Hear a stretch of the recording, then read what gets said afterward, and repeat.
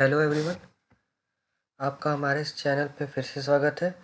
पिछले वीडियो में हमने देखा था एक सिंपल वेब पेज कैसे बनाना था और हम उसमें आधा काम कर चुके थे। हमने आपको कुछ टास्क भी दिया था जिसमें हमने कहा था कि आप टेबल्स का यूज करके आपको नीचे का पोर्शन कवर करना है। जैसा कि मैं आपको दिखा सकता हूँ, एक मिनट। जैसा कि मैं यहाँ पे दिखाऊंगा अभी आपको खोल के।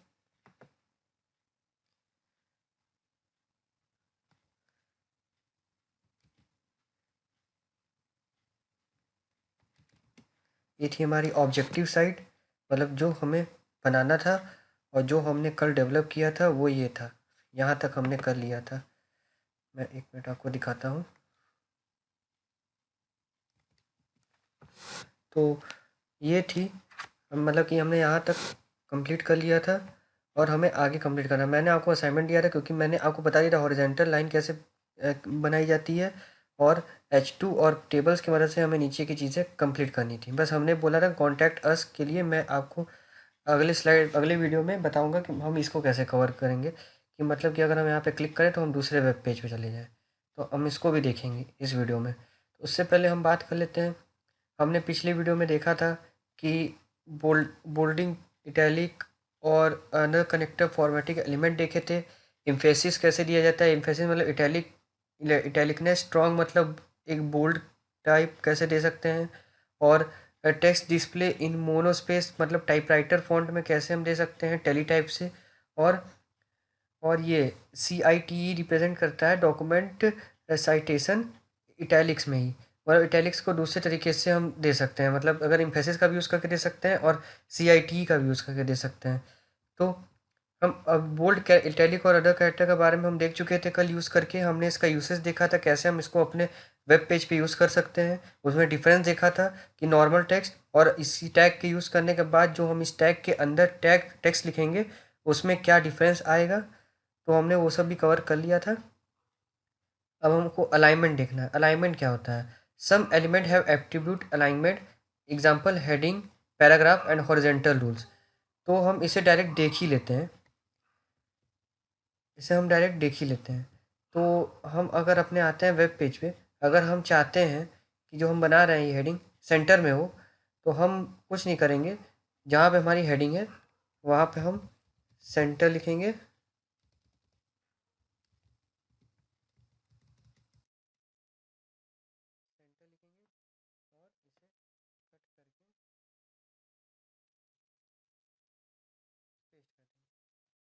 कंट्रोल एस दबा देंगे। तो ये क्या होगी, ये इसके स्वा सेंटर में आ गई। ये आप सोच रहे होंगे यहाँ आ जाएगी, क्यों यहाँ क्यों नहीं आई, क्योंकि ये टेबल के अंदर है। तो टेबल में जितना पोर्शन ये कवर कर रहा है उसके ये सेंटर में आ चुका है। तो आप देख रहे होंगे इसकी स्पेसिंग थोड़ी बढ़ गई है और अच्छी लग रही है इसके कंपैरिजन में। ये पूरा फोटो सटा हुआ है जो अच्छा नहीं लग रहा है। तो हम हमारा मोटिव है पहले ऐसे इसको रेप्लिकेट करना अपने वेब पेज को, अपने जो हम बना रहे हैं उसमें प्रैक्टिकल वर्क में।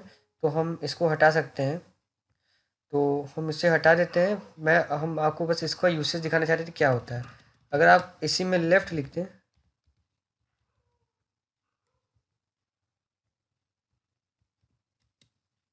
यहाँ पे अगर आप लेफ़्ट लिख देंगे तो यहाँ पे क्या होगा कि लेफ़्ट अलाइंड हो जाएगा।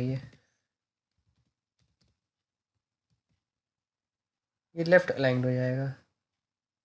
देख रहे हैं आप, ये लेफ़्ट अलाइंड बाय डिफ़ॉल्ट, ये लेफ़्ट अलाइंड था तो इसीलिए लेफ़्ट अलाइंड हो गया। ऐसे ही सिमिलरली हम जब अगर राइट करेंगे तो वो राइट अलाइंड हो जाएगा।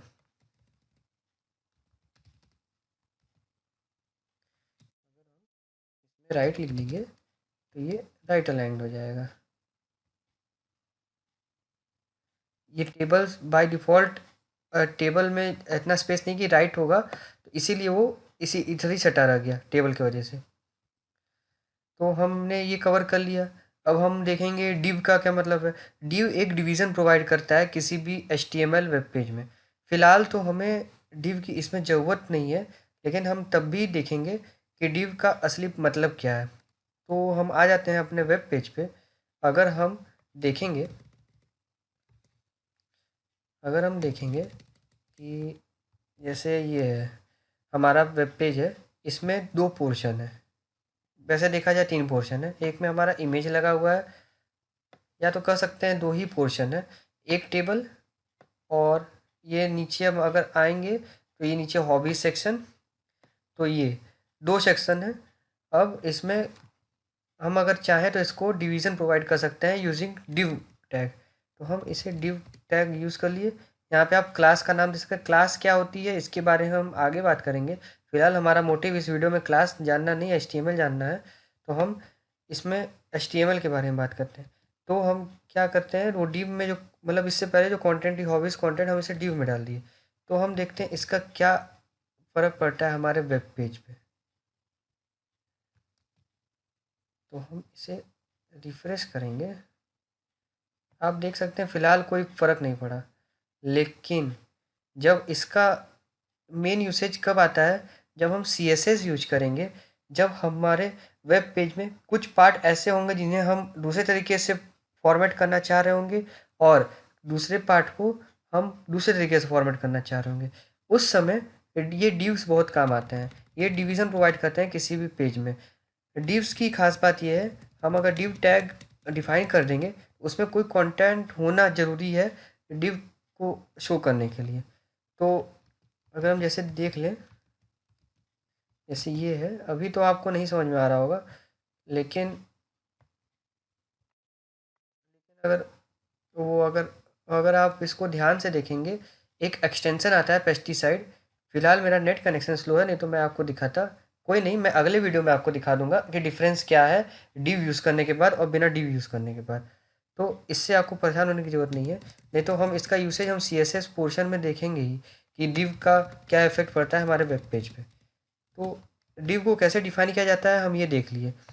तो डिव इसमें हम इसके भी और टेबल का हमने यूज़ कर ही लिया। आगे स्लाइड में अभी हम कवर कर लेंगे टेबल भी क्या होता है, टेबल के और एट्रीब्यूट्स क्या होते हैं, उसके प्रॉपर्टीज़ क्या होती हैं। स्पेशल कैरेक्टर और symbol, these characters are recognized in HTML as they begin with ampersand and end with semicolon। मतलब इसमें कुछ स्पेशल कैरेक्टर होते हैं जो शुरुआत होते हैं जैसे एंड साइन से, एंड बोलते हैं जिसे हम इंग्लिश वर्ड में, और उसको लेकिन इसका असली नाम एम्परसेंट होता है, और इसमें वैल्यू असाइन करके सेमीकोलन से हम वो करते हैं। तो ये क्या कहलाते हैं, एक तरीके के एस्केप सीक्वेंसेस कहलाते हैं। एस्केप सीक्वेंसेस क्या होता है, अगर आपने कोई भी प्रोग्रामिंग लैंग्वेज पढ़ी होगी जैसे सी, पाइथन या कोई भी, तो आपने उसमें एस्केप सीक्वेंस का जरूर नाम सुना होगा। \n \b जो लाइन वो करता है, ब्रेक करता है, और लाइन चेंज करता है। \n \b क्या करता है, लाइन में 4 कैरेक्टर के स्पेस प्रोवाइड करता है, बैकस्पेस। तो ये सब होता है, वो एस्केप सीक्वेंसेस में आता है। तो और अगर हम देखें तो ये अलग अलग तरीके के एक तरीके के एस्केप सीक्वेंसेस हैं HTML में, जिनका कुछ खास यूज़ नहीं है, लेकिन हम यूज़ कर कभी कभी बहुत रेयर केसेस में इनके यूज़ होते हैं। तो जब इनके यूज़ आएंगे तब उसी समय हम इनको कवर कर लेंगे कि इनका मेन यूसेज क्या है और ये कहाँ कहाँ यूज़ होते हैं। लेकिन मैं, जहाँ तक मेरा एक्सपीरियंस है, इतना मैंने अभी तक काम किया है अपने पढ़ाई के दौरान, अभी तक इनका यूज़ नहीं हुआ है। मुश्किल से आपको एक कॉपीराइट वाला मिल जाएगा यूज़ करने को। नीचे जब आप कॉपीराइट देंगे अपना, अपने ट्रेडमार्क का, अपने ब्रांड का, तब उसमें यूज़ हो जाएगा, नहीं तो और जगह पे कोई यूज़ नहीं है इसमें, इसके में। तो ये हो गया। अब आते हैं लिस्ट पे। कल भी हमने लिस्ट में बात की थी कि लिस्ट क्या होता है, हमने देखा था लिस्ट का यूसेज क्या है। हमने यहाँ पे देखा था, लिस्ट डिफाइन किया था। यहाँ पे हमने लिस्ट डिफाइन किया था, देखा था, ऑर्डर्ड लिस्ट भी डिफाइन किया था और अनऑर्डर लिस्ट भी डिफाइन किया था। हॉबीज़ के लिए फ़िलहाल हमने अनऑर्डर लिस्ट यूज करना था। हम यहाँ पे वापस अनऑर्डर लिस्ट कर देते हैं, अनऑर्डर्ड लिस्ट कर देते हैं यहाँ पे। तो हमने देखा था, तो यहाँ पे है create an unordered list, create an ordered list, create a defined list, nested list. Unordered list मतलब जिसमें बुलेट्स होंगे, ऑर्डर्ड लिस्ट जिसमें नंबर से ऑर्डर्ड होगा, डिफाइंड लिस्ट मतलब जो पहले से प्री डिफाइंड हो, और नेस्टेड लिस्ट मतलब लिस्ट के अंदर लिस्ट, मतलब लिस्ट के अंदर लिस्ट होंगे। तो अब देखते हैं लिस्ट एलिमेंट। जैसा कि हमने बताया था, UL represents unordered list and LI tag represent list item. So these are the elements which are used in unordered list. HTML supplies several list element. Most list element are composed of one or more list item. Unordered list items in this list start with a list mark such as bullet. Browsers will usually change the list mark is in nested list. List element, list element हम लोग अभी देखा, इसका ये basic format है, syntax है, हम इसको देख चुके हैं अपने वेब पेज पे इसको यूज़ करके भी। अब आते हैं ordered list. Ordered list items in this list are numbered automatically by the browser, मतलब ऑटोमेटिकली ब्राउज़र उसको नंबरिंग प्रोवाइड करता है 1 2 3 4 एंड सो ऑन। तो ऑर्डर्ड लिस्ट और अनऑर्डर्ड लिस्ट में यही डिफरेंस होता है मेन। बाकी लिस्ट आइटम, लिस्ट टैग इसमें भी यूज़ होता है एल टैग, और यूएल की जगह ओएल हो जाता है। OL represents ordered list. यहाँ पे लिस्ट एलिमेंट देख सकते हैं, यहाँ पे एट्रीब्यूट होते हैं, हम चाहें तो 1 2 3 की जगह ए बी सी भी कर सकते हैं, और कैपिटल ए बी सी कर सकते हैं, रोमन लेटर भी कर सकते हैं। तो उसके अलग अलग एट्रीब्यूट हैं जो हम देखेंगे आगे। तो जैसे कि ओ एल है, अब जैसे यहाँ पे है, आप प्रोवाइड कर सकते हैं टाइप आई और स्टार्ट 3। तो इसका क्या होगा कि 1 2 3 ऐसे आएगा। तो हम इसे एक बार करके देख लेते हैं, यहाँ पे हम अपने आईडी पे करके देख लेते हैं। इसको वापस ऐसे कर देते हैं और यहाँ पे ओ एल कर दिए, टाइप, टाइप दिखाने लगा, आईडी का यही खास बात है आई, ठीक, और कंट्रोल एस कर देंगे। तो अब क्या होगा कि आप देखेंगे रोमन लेटर में आएगा 1 2 3 4, ठीक। अगर हम इसे अल्फ़ाबेटिकल ऑर्डर में रिप्रेजेंट करना चाहते हैं तो ए कर देंगे, स्मॉल ए या कैपिटल ए जो भी आप चाहें। जैसे मैं कैपिटल ए यूज़ कर लेता हूँ, कैपिटल ए यूज़ किया मैंने, तो मैं जब इसे फिर रिफ्रेश करूँगा तो ए बी सी डी आएगा। तो ये अपने हिसाब से ये इसके एट्रीब्यूट्स हम चेंज करके इसको डिफाइन कर सकते हैं। तो ये हुआ ऑर्डर्ड लिस्ट में। लेकिन अनऑर्डर्ड लिस्ट में आप सिर्फ बुलेट्स कर सकते हैं। तो अनऑर्डर लिस्ट में भी, अनऑर्डर लिस्ट में आप बुलेट ही दे सकते हैं सिर्फ, और कोई बुलेट प्रोवाइड नहीं कर सकते हैं इसमें।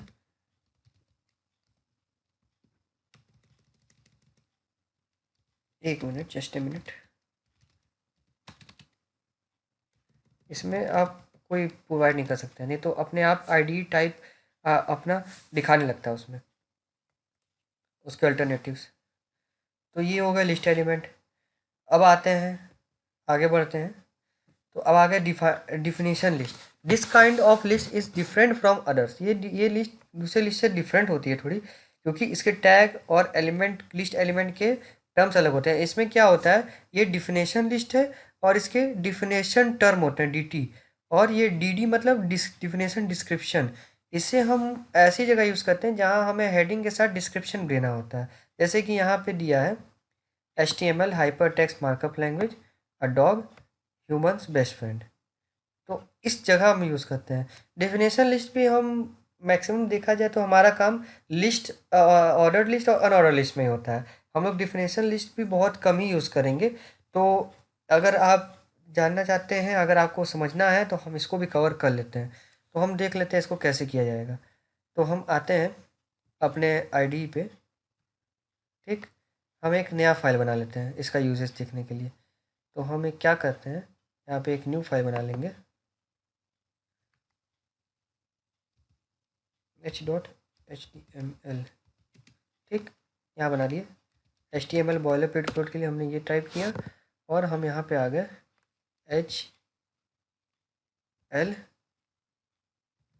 Tag, H sorry definition description, ठीक। और ये हो गया,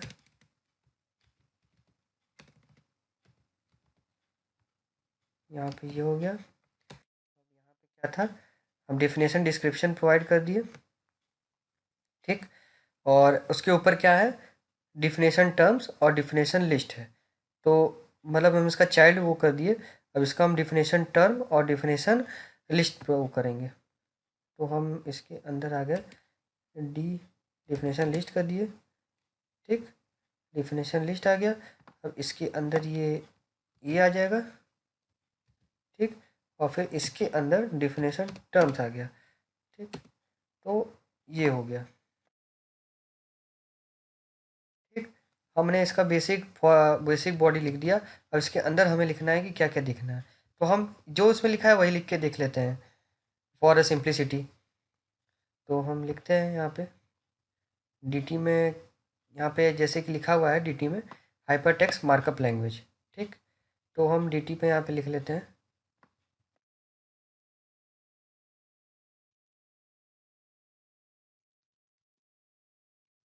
हो गया। ठीक, अब dd में क्या है, उसका डिफिनेशन टर्म, उसका टर्म क्या है, उसको बोलते क्या है, ये होता है इसका मतलब डिफाइन करने के लिए। तो हम dd में लिख देते हैं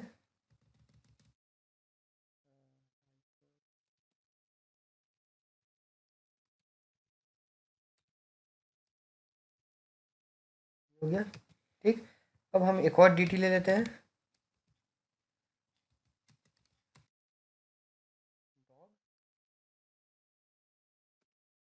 फिर इसको डिफाइन कर देते हैं,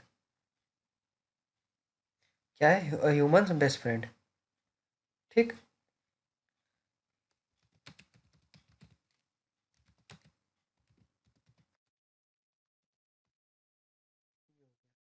इसका कॉपी करते हैं फुल पाथ और यहाँ पेस्ट करते हैं न्यू टैब पे।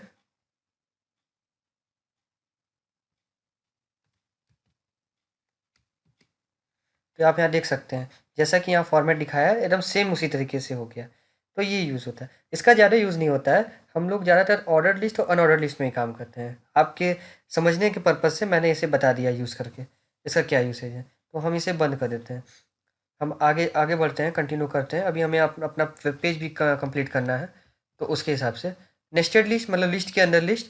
तो अगर आप जैसे कि लिस्ट यूज़ किए उसके अंदर आप एक और लिस्ट डिफाइन करना चाहते हैं, तो एक वो लेयर वाइज जैसे कि हमने डिफाइन किया बाइक राइडिंग कोडिंग पेंटिंग ये सब डिफाइन किया। उसके अंदर भी अगर हम कोई सब टॉपिक है उस हेडिंग के अंदर उसे बनाना चाहते हैं तो हम उसे अलग लिस्ट से डिफाइन कर सकते हैं। तो ये होता है नेस्टेड लिस्ट, लिस्ट के अंदर लिस्ट। आप चाहें तो खुद से भी एक्सपेरिमेंट करके देख सकते हैं, ज़्यादा मुश्किल नहीं है। आप उसे इसी फॉर्मेट में लिख सकते हैं, आप चाहें तो उसका स्क्रीनशॉट ले लें।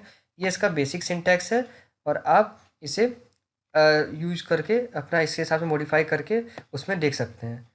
अब आते हैं, ये एक कोड है आपके सामने।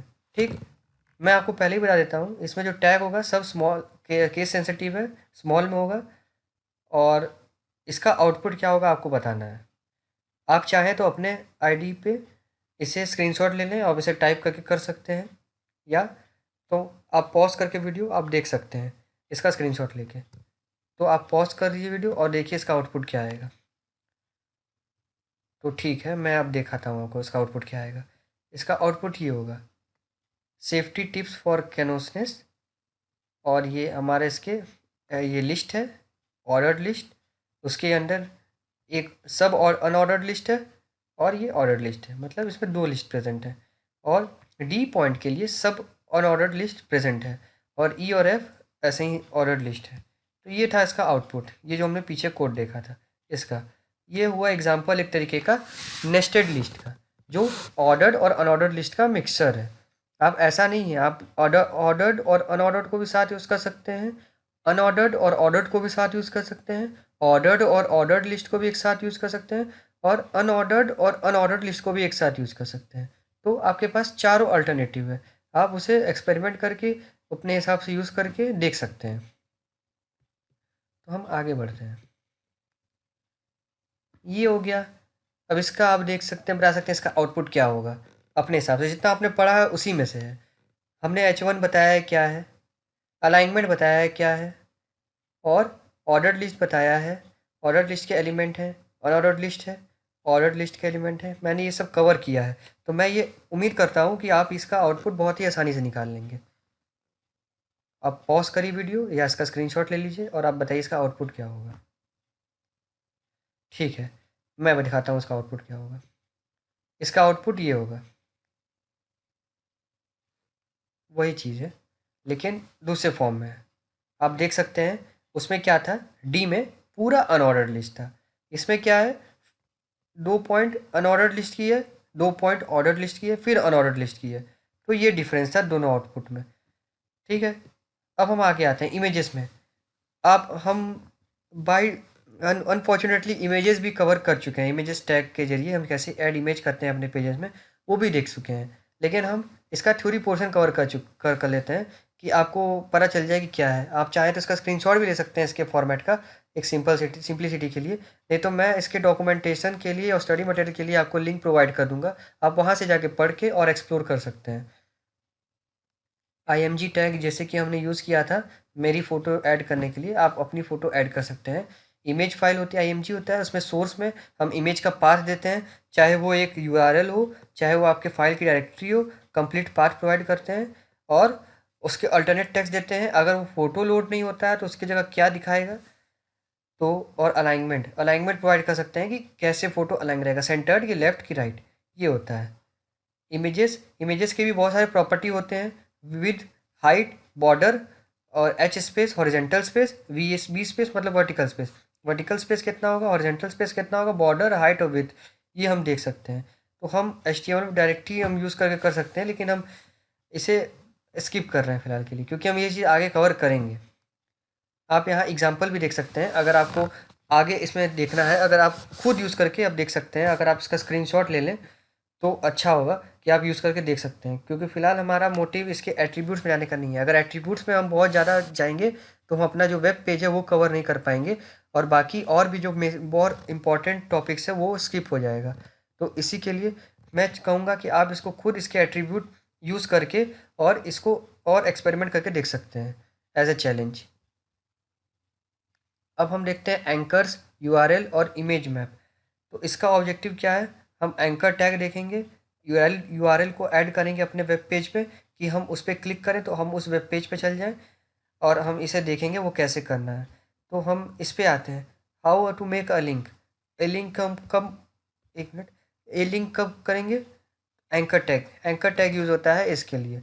जैसा कि आप देख सकेंगे यहाँ पे क्लिक में लिखा है एंकर टैग, एच रेफरेंस में साइट का नाम है, और यहाँ पे क्लोजिंग टैग है। ये सब स्मॉल में होगा, पहले ही मैंने आपने बताया है आपको कि HTML पर टैग केस सेंसिटिव होता है, वो भी लोअर केस में। तो ये हो गया। तो अब मोर ऑन लिंक, लिंक में आप क्या देख सकते हैं, लिंक तीन तरीके के हैं, link, V link, A link. तो लिंक मतलब स्टैंडर्ड लिंक, वी लिंक मतलब विजिटेड लिंक, ए लिंक मतलब एक्टिव लिंक। एक्टिव लिंक कब काम आता है, जब हम उसमें माउस क्लिक करेंगे। विजिटेड लिंक पे काम करता है जब हम उस पर कलर मतलब उसका जो होता है पर्पल हो जाता है, और जो लिंक होता है उसका ब्लू होता है। मतलब ये तीन अलग अलग रंग के लिंक होने, जिससे हम पहचान सकते हैं कौन लिंक है, कौन वी लिंक है, कौन ए लिंक है। और ये कब होता है, मतलब हम कब पहचानेंगे, जब हम पेज खोलेंगे तो हम जब उस पेज पे नहीं गए होंगे तब तक वो ब्लू रहेगा। ठीक। वी लिंक क्या होगा, विजिटेड लिंक, मतलब हम उस लिंक पे क्लिक कर देंगे तो वो लिंक ब्लू से पर्पल में चेंज हो जाएगी। ठीक। और ए लिंक क्या है कि जब हम उस पर माउस रखेंगे तब वो रेड होगा, और नहीं तो नहीं रेड होगा। तो ये होता है इंटरनल लिंक। वो सब एंकर टैग में कवर होगा, अभी हम देख लेंगे। अब हम आगे आते हैं, ये सब चीज़ अभी हम कवर कर लेंगे। टेबल्स पे आते हैं, जैसा कि मैंने आपको कहा था कि मैंने आपको टेबल्स पे भी थोड़ा थ्योरी दिखाऊंगा कि क्या है उसके पीछे का कॉन्सेप्ट और क्या है। तो हम इस चैप्टर में देखेंगे टेबल्स के, कि हम कैसे टेबल इंसर्ट करते हैं, जो कि हमने देख चुका है, कवर कर चुका है, हम उसका थ्योरी देख रहे हैं। और एट्रीब्यूट एक्सप्लेन करेंगे टेबल के, टेबल को एडिट कैसे किया जाता है, और टेबल में हेडर कैसे दिया जाता है, हम ये सब देखेंगे इसमें। तो हम आते हैं टेबल्स में। टेबल का बेसिक टैग्स ये है, मेन टेबल होता है पेरेंट क्लास, उसके अंदर दो चाइल्ड क्लास होते हैं, टेबल रो और टेबल कॉलम। तो टेबल रो को TR से करते हैं, टेबल का डेटा या टेबल कॉलम को TD कहते हैं, टेबल हेडर होता है TH। कैप्शन के लिए हम, कैप्शन क्या होता है कि जैसे आप कोई हैशटैग देते हैं वैसे ही कैप्शन होता है, जो डिफाइन करता है किसी पर्टिकुलर टॉपिक को या पर्टिकुलर सेंटेंस को। तो table row element usually contain table header element और टेबल डेटा एलिमेंट। तो ये टेबल रो एलिमेंट होता है, वो कंटेन होता है, टेबल करता है टेबल हेडर एलिमेंट को या टेबल डेटा एलिमेंट को। ये इसका बेसिक सिंटैक्स से बेसिक फॉर्मेट है लिखने का, कि कैसे हम डिफाइन करते हैं टेबल को, जो हमने दिखाया भी था आपको पिछले वीडियो में, तो आप भी देख सकते हैं। टेबल रो टेबल कॉलम, जैसा कि मैंने आपने बात कर रहा था कि टेबल रो टेबल कॉलम, ये इसमें कितने रो हैं, इसमें 3 रो हैं 2 कॉलम है। 2 कॉलम है, कॉलम 1 में एक अलग हेडर है, इसमें रो और इसके कॉलम, इसके रो इसके कॉलम, ठीक। और कॉलम 2 के अलग हेडर है, इसका रो इसका कॉलम, इसका रो और इसका कॉलम, ठीक। ये है। अब टेबल के एट्रीब्यूट देख लेते हैं। बीजी कलर, आप बैकग्राउंड कलर चेंज कर सकते हैं, इसका विड्थ चेंज कर सकते हैं, इसका बॉर्डर चेंज कर सकते हैं, इसका सेल स्पेसिंग चेंज कर सकते हैं, ये कितना स्पेस होगा सेल्स में, और उसको पिक्सल में डिफाइन करते हैं हम लोग। टेबल के एट्रीब्यूट्स और एट्रीब्यूट्स में देख सकते हैं cell padding, alignment, background, border colour dark, border colour dark करेंगे तो बोल्ड लुक आ जाएगा टेबल में आपके। तो बहुत ही अलग अलग प्रॉपर्टीज़ हैं इसके जो हम देख सकते हैं। तो टेबल कैप्शन क्या है? Table caption allows you to specify a line of text that will appear centred above the below और टेबल। तो हम टेबल कैप्शन क्या अलाउ करता है? स्पेसिफाई करें लाइन ऑफ टेक्स्ट जो अपीयर होगा सेंटर में, अबव टेबल के अबव में। तो ये होता है। तो जो भी आप लिखेंगे कैप्शन में वो सेंटर में होगा और टेबल के हेडिंग के बिलो होगा, बिलो द टेबल दिखाएगा उसको। टेबल हेडर मतलब हेडिंग, जैसे ये हेडिंग है आपकी, वैसे ही वो टेबल पे ही हेडिंग देगा। टेबल डेटा, टेबल हेडर हम देख चुके हैं ये सब। Basic table code, basic table code क्या है? अगर आप इस कोड को रन करेंगे, ठीक, जैसे कि हम देख लें, ये कोड को अगर आप लिखेंगे अपने आईडी पे, पेज पे .html फाइल में, उसको रन करेंगे, इसका आउटपुट ये आएगा आपको, जिसमें आप देख सकते हैं कि टेबल रो में पहला टेबल रो है, इसमें कितने रो हैं? 3 रो हैं, तो 3 टेबल रो टैग है, ये एक और ये 2 और ये 3, ठीक। और ये 4 इसलिए क्योंकि एक हेडिंग का भी रो है, ठीक। फिर उसके बाद क्या है? टेबल हेडिंग है, स्टॉक नंबर, डिस्क्रिप्शन और लिस्ट प्राइस। तो वो पहले रो में आ गया, तो हम लोग उसे पहले रो में लिख दिए। अब दूसरे रो में क्या है? टेबल टेबल डेटा में, उसको हम लोग रेड कर दिए और उसके बीच में ये लिख दिए टैग में, और फिर एक में 76 mm लिख दिए, ठीक। और फिर तीसरे में ये। तो इसे हम लोग रो में कॉलम वाइज डिवाइड कर दिए। वो आपको विजुलाइज करना होगा जब आप टेबल डिफाइन करेंगे। तो आप जब इसे करेंगे तो इसका आउटपुट ये आएगा, ठीक। तो ये हुआ बेसिक टेबल कोड। तो आप देख के कर सकते हैं, आप इसे इम्प्लीमेंट करके देख सकते हैं। मैं इसे इम्प्लीमेंट नहीं करूँगा क्योंकि मैं समझाऊँगा भी और इम्प्लीमेंट भी करूँगा तो वीडियो बहुत लेंदी हो जाएगा। तो हमारा मोटिव सीखना है, ना कि चीज़ें को और कॉम्प्लेक्स करना। Table data and table header attribute, ये सब हमने देख लिया कि कैसे था। यहाँ पे टेबल डेटा, टेबल हेडर, ये सब केस सेंसिटिव है। मैंने आपको फिर एक बार बता रहा हूँ, ये सब स्मॉल में रहेगा, जैसा कि हमने पिछले वीडियो में कवर किया था यूज़ करते टाइम, ठीक। ये सब है, हमने देख चुके हैं ये सब। Special thing to note, table header, table data, table row में हमेशा एंड टैग होता है, उसके साथ एंड टैग रहेगा। ये ब्रेक और हॉरिजॉन्टल रूल जैसा नहीं है कि इसके साथ क्लोजिंग टैग नहीं रहेगा। और डिफ़ॉल्ट टेबल पे नो बॉर्डर होता है, एक डिफ़ॉल्ट टेबल में कोई बॉर्डर नहीं होता, उसमें हम लोग अपने हिसाब से बॉर्डर प्रोवाइड कर सकते हैं। By default a table is a flush with the left margin, table हमेशा लेफ्ट मार्जिन से अटैच रहता है, मतलब हमेशा लेफ्ट साइड में रहता है, लेफ्ट अलाइन रहता है। अब हम देखते हैं इसका आउटपुट क्या होगा। आप वीडियो पॉज करिए, इसका स्क्रीनशॉट लेके आप इसको या टाइप कर लीजिए, आप बताइए इसका आउटपुट क्या होगा। अगर आप समझे हैं तो आप बता देंगे। इसमें आप पहले ये देख सकते हैं कि 1 2 3 रो होंगे, ठीक। पहले रो में यहाँ पे पेज है, पेज बैनर, ठीक। दूसरे में पहले रो में एक कॉलम है, दूसरे रो में एक दो, एक और दो कॉलम है, ठीक। और तीसरे रो में एक और दो कॉलम है, ठीक। ये है। और उसके अंदर एट्रीब्यूट यूज़ किए हैं, विद, उसके अलग अलग विद है, और रो स्पैन और कॉलम स्पैन यूज़ किया गया है। तो आप देख सकते हैं इसका आउटपुट क्या होगा, ये है। आप देख सकते हैं इसकी, ये यहाँ पे एक कॉलम है तो इसीलिए इसकी विड अलग है। यहाँ पे हमने दिया है, देखिए, ये कॉलम स्पैन 4, इसका कॉलम्स का मतलब विद इतना है। अलाइनमेंट सेंटर है और पेज बैनर हमने लिखा है यहाँ पे हेडिंग, ठीक। और यहाँ पे nav link, feature article, news column to linked ad, ये हमने यूज़ किया जिसमें 3 रो थे जैसा कि मैंने बोला और 3 कॉलम है और दूसरे कॉलम में 2 सब कॉलम है। तो ये चीज़ था। फ्रेम्स, फ्रेम्स बहुत ज़्यादा इम्पोर्टेंट नहीं कर सकते। आपको अभी फ़िलहाल मैं ये अभी एचटीएमएल आप बेसिक स्ट्रक्चर प्रोवाइड करने के लिए करते हैं। आप जो भी मेन उसमें फॉर्मेटिंग और डेकोरेशन का काम होता है सीएसएस से होता है, और जो भी उसमें फंक्शनैलिटी हम लोग प्रोवाइड करते हैं वो जावास्क्रिप्ट से होता है। बेसिक वेब पेज में ये होता है फ्रंट एंड में। तो फ्रेम्स बहुत ही रिलेटिवली यूज़ नहीं होता है, मैंने इसमें दिखा दिया। मेन इंट्रोड्यूस हुआ था वो नेटस्केप नेविगेटर में यूज़ हुआ था। इसके ऑब्जेक्टिव क्या होता है कि हम लोग इसमें ऑब्जेक्टिव देख लेते हैं। इसमें हम लोग देखेंगे create a frame base page, work with frame set, frame no frame, use the attributes of the frame element to control the display. तो ये सब चीज़ है।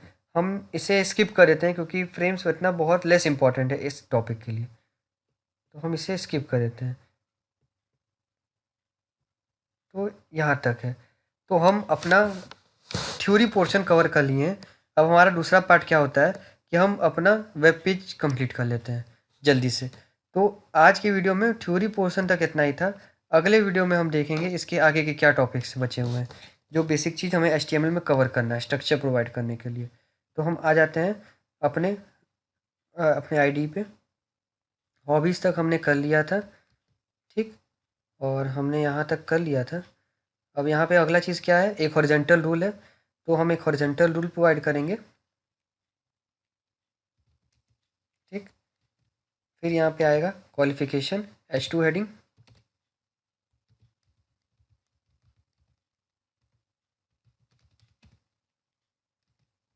ठीक। ये हो गया। अब हम इसे रिफ्रेश करेंगे, यहाँ तक हो गया।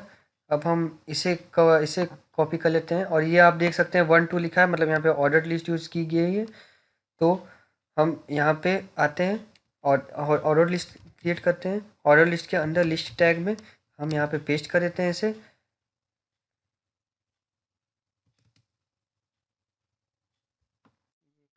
अलग चीज़ होगा, तो एक ही में शो होगा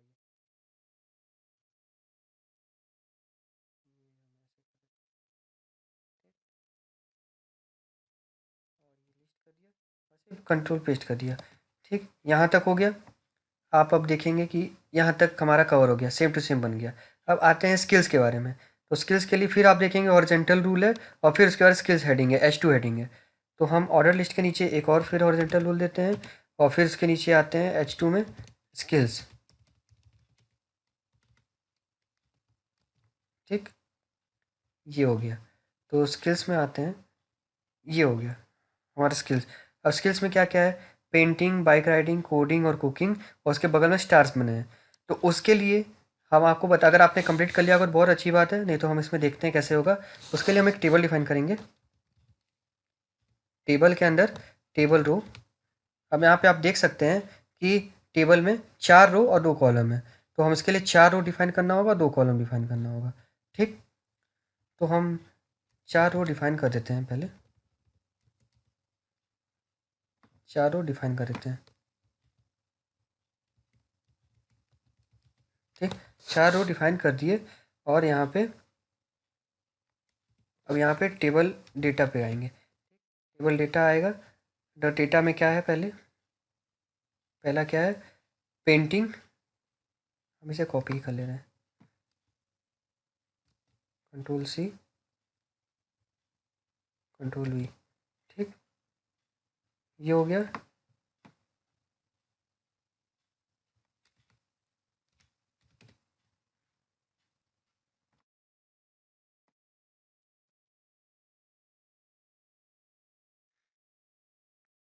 पहले रो में ये है, दूसरे रो में ये होगा, एक मिनट, दूसरे रो में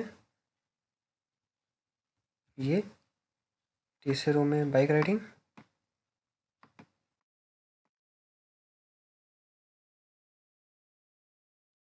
चौथे रो में ये होगा।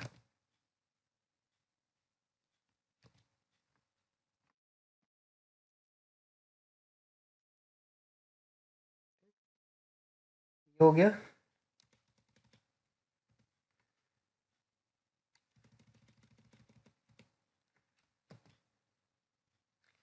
अभी फ़िलहाल इतना हो गया। और अभी फ़िलहाल हम टेबल डेटा हटा देते हैं। पहले हम देखते हैं इतने में इसका आउटपुट क्या आ रहा है। ठीक,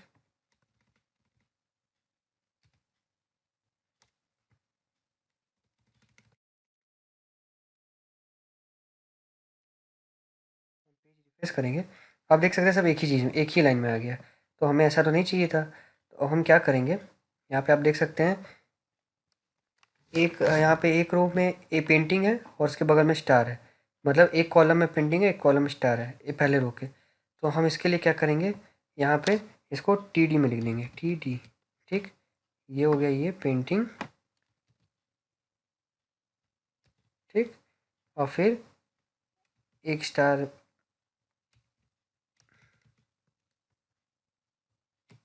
यहाँ पे एक और टी डी डिफाइन करेंगे। आपको स्टार यहाँ पे प्रिंट करना होगा। स्टार के लिए आप क्या कर सकते हैं, अगर आप विंडोज़ यूज़र हैं तो आप मैक यूज़र हैं तो कोई आपको दिक्कत ही नहीं है, ऊपर स्क्रीन कीबोर्ड दिखाता है। अगर आप विंडोज़ यूज़र हैं तो यहाँ पे आप क्या कर सकते हैं, शो टच कीबोर्ड आइकन पे टिक कर सकते हैं, टास्क बार पे राइट क्लिक करके। तो आपका क्या होगा कि स्क्रीन कीबोर्ड दिखाने लगेगा। तो आप स्क्रीन कीबोर्ड पे जाएंगे तो आपको यहाँ पे इमोजी ऑप्शन मिलेगा। आप यहाँ आके आप यहाँ पे स्टार देख सकते हैं, स्टार का आप आगे स्क्रॉल करेंगे तो आपको स्टार मिल सकता है, मिल जाएगा। अभी फ़िलहाल मुझे खोजना होगा कहाँ है। हाँ, ये रहा स्टार।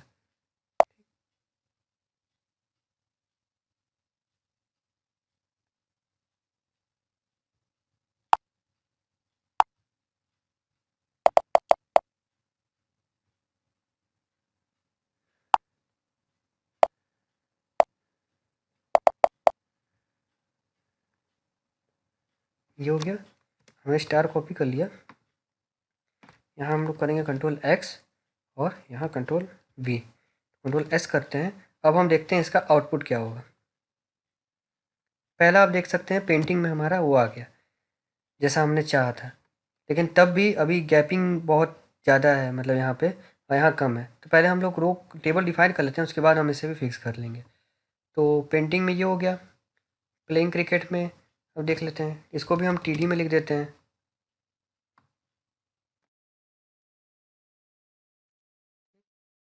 और यहाँ पे आने के बाद ये हो गया। और यहाँ पे टी डी, और यहाँ पे भी हम यहाँ पे स्टार सिंपली यहाँ पे भी यहाँ पे यही चीज़ होगा।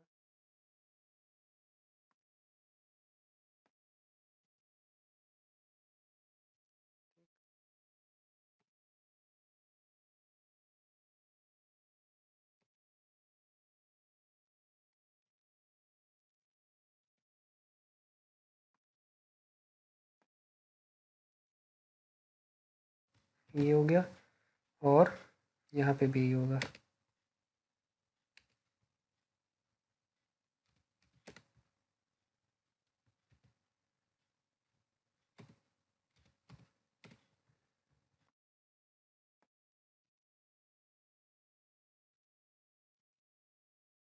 वो सेव हिट करेंगे और ये हो गया। आप देख सकते हैं कुछ इस तरीके का हमने कुछ बना लिया है।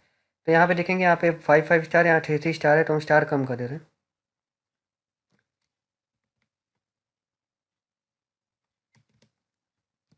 ठीक, ये हो गया, ये यहाँ तक हो गया। अब हम देख सकते हैं कि ये वीडियो बहुत, अगर मैं इसे कवर करूँगा तो बहुत लंबी खींच जाएगी। तो मैं क्या करता हूँ कि यहाँ तक कवर कर लिया है मैंने। अब हम क्या करते हैं, इसमें थोड़ा हम इसको स्पेसिंग प्रोवाइड करने के बाद हम इसे क्या करते हैं, नेक्स्ट वीडियो में अगला इसका कॉन्टैक्टस वाला पोर्शन कवर करेंगे। तो हम इसके लिए क्या करते हैं, तो हम यहाँ पे एक ब्रेक दे देते हैं रो के बाद। जैसा कि आपने देखा होगा हमारा ऑब्जेक्टिव क्या है। एक मिनट, ऑब्जेक्टिव क्या है, इसकी गैपिंग। ठीक, और यहाँ पे गैपिंग। ठीक है, तो हम आते हैं यहाँ पे आ गए। और यहाँ यहाँ पे आने के बाद एक रो के बाद गैपिंग देनी है। तो यहाँ पे आके बी आर कर दिए। यहाँ पे ये हो गया, ब्रेक हो गया।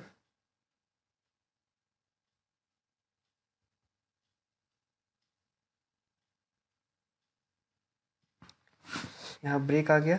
आप देख रहे होंगे कि अब यहाँ पे गैपिंग अभी भी कम है। यहाँ पे स्किल्स गायब हो गया, यहाँ पे स्किल्स गायब हो गया है, तो हमने शायद दिया नहीं है। एक मिनट, जस्ट ए मिनट।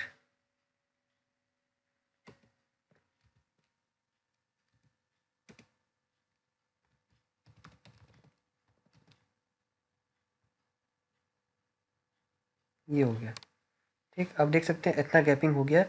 अब इनके बीच में हमें गैप देना होगा।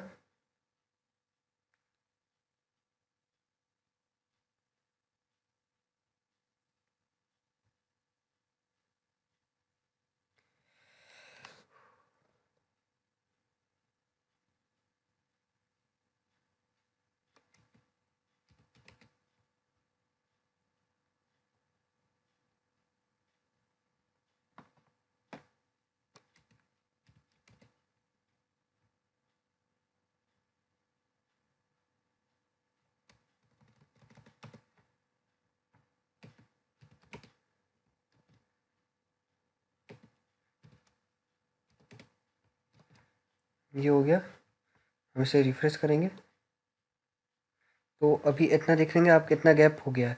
तो अब हम क्या करते हैं, इसका अगला पोर्शन हम अगले वीडियो में कवर करेंगे, क्योंकि वीडियो का लेंथ ऑलरेडी बहुत लंबा हो चुका है। तो यहाँ तक ही रखते हैं। और अगर आपको मेरी वीडियो पसंद आई हो, थोड़ी सी भी पसंद आई हो, तो अगर आप मेरे को सपोर्ट करना चाहते हैं तो आप मेरे वीडियो को लाइक करें, चैनल को सब्सक्राइब करें और इसे ज़्यादा से ज़्यादा लोगों को शेयर करें। अब till then, thank you for watching.